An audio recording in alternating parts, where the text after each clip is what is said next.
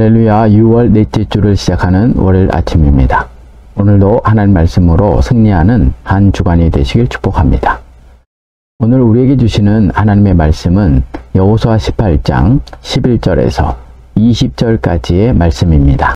베냐민 자손 지파를 위하여 그들의 가족대로 제비를 뽑았으니 그 제비 뽑은 땅의 경계는 유다 자손과 요셉 자손의 중간이라.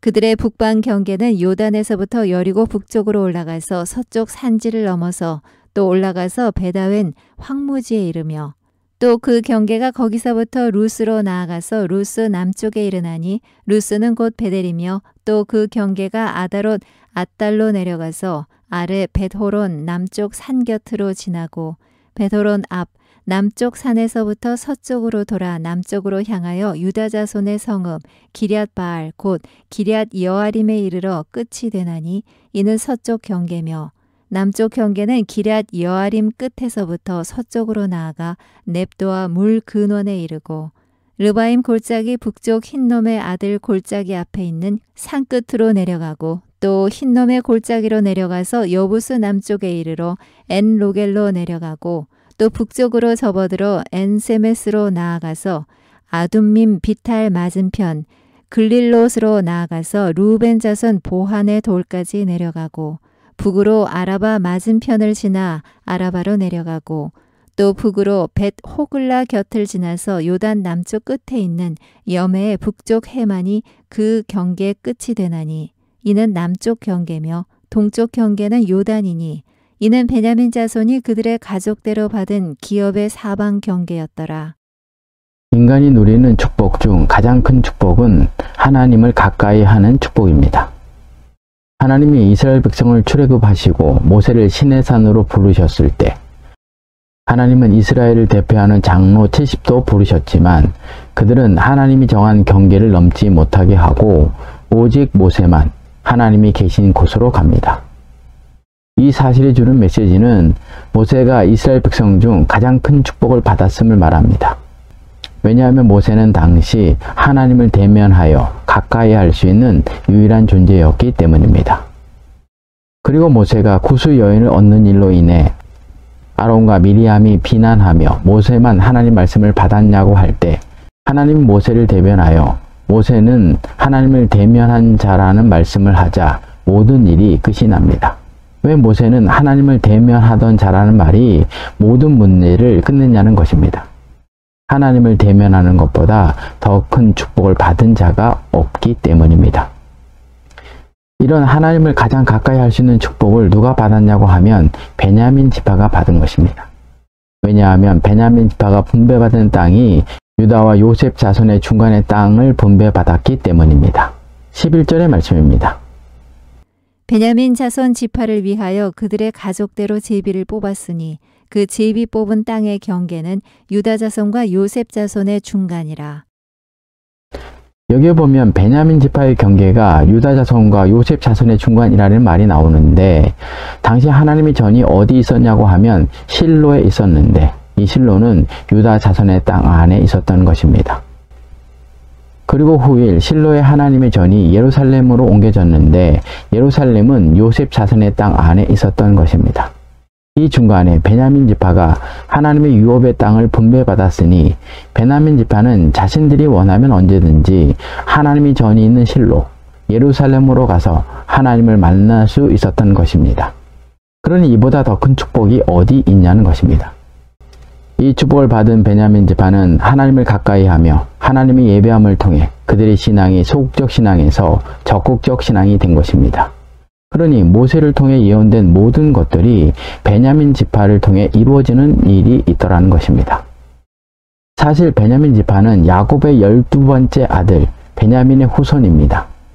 그런데 야곱의 막내였지만 하나님을 가까이 함을 통해 그들의 신앙이 적극적 신앙이 되자 그들은 유다와 요셉 자손을 제외한 다른 형제보다 가장 먼저 땅 분배를 받았고 그 땅 분배를 받은 곳 가까이에 하나님의 성전이 있어 어느 때든지 하나님을 가까이 할 수 있게 된 것입니다. 그러니 단순히 베냐민 지파를 야곱의 막내로 보아서는 안 되는 것입니다. 왜냐하면 유다, 요셉 자손을 제어하고 가장 큰 하나님의 축복을 받았기 때문입니다. 이뿐 아니라 베냐민 지파에게 분배된 땅의 동서남북의 경계에 속하는 곳 역시 하나님의 축복을 받은 곳이었다는 사실입니다. 먼저 베냐민 지파가 분배받은 땅의 북방 경계는 어디에 이르렀냐고 하면 루스입니다. 13절의 말씀입니다. 또 그 경계가 거기서부터 루스로 나아가서 루스 남쪽에 이르나니 루스는 곧 베델이며 또 그 경계가 아다롯 앗달로 내려가서 아르 벳호론 남쪽 산 곁으로 지나고. 여기에 보면 루스가 나오는데 이곳은 베델로, 베델은 어떤 곳이었습니까? 베냐민의 아버지 야곱이 삼촌이 살고 있던 밧담 아람으로 도망하던 중 머물었던 곳으로, 이곳에 하나님을 만난 뒤 그곳 이름을 하나님의 집이란 뜻인 베델로 부르게 된 곳입니다. 하나님의 집이란 이름의 뜻을 가진 베델이 베냐민 지파의 경계에 포함되었다는 것입니다. 이 말은 야곱이 어려움 속에서 하나님의 만남을 통해 하나님의 위로와 인도를 베델에서 받았던 것처럼 베냐민 역시 베델을 통해 하나님 만남을 통해 그의 아버지 야곱이 어려움 속에서 위로받고 인도받았던 것과 같은 축복을 받을 수 있는 축복이 그들의 땅에 속하게 됨을 말합니다. 이것 역시 축복이었던 것입니다. 그리고 베냐민의 서쪽 경계는 기럇 여아림에 이르는 곳이 되었던 것입니다. 14절의 말씀입니다. 벳호론 앞 남쪽 산에서부터 서쪽으로 돌아 남쪽으로 향하여 유다 자손의 성읍 기럇 바알 곧 기럇 여아림에 이르러 끝이 되나니 이는 서쪽 경계며. 여기에 보면 기럇 여아림이 나오는데 이곳은 살림이 무성한 곳으로 하나님의 언약궤를 블레셋에 빼앗겼을 때 이 언약궤를 다윗이 예루살렘으로 옮기기 전 20년 동안 언약궤가 있었던 곳으로 하나님의 축복이 있었던 곳이 바로 기럇 여아림입니다. 이곳이 베냐민 지파의 서쪽 경계로 이 역시 베냐민 지파에게는 축복이었던 것입니다. 그리고 베냐민의 남쪽 경계는 벳 호글라 옆 여메의 북쪽 해만이었습니다. 19절의 말씀입니다. 또 북으로 벳 호글라 곁을 지나서 요단 남쪽 끝에 있는 여메의 북쪽 해만이 그 경계 끝이 되나니 이는 남쪽 경계며. 여기에 보면 벳 호글라가 나오는데 이는 소금 바다라는 의미로 죽은 바다라는 사해를 말하고 해만은 요단강의 물이 흘러내려와 사해 북쪽으로 흘러 들어가는 사해 북쪽을 말하는 것으로 이 사해는 요단의 깊은 계곡지대에 위치해 있어 서편 지중해보다 380m 이상이나 더 낮은 세계 최저 수면으로 이곳은 항상 동일한 수위를 유지했고 다른 곳에 비해 염도도 높았다고 합니다.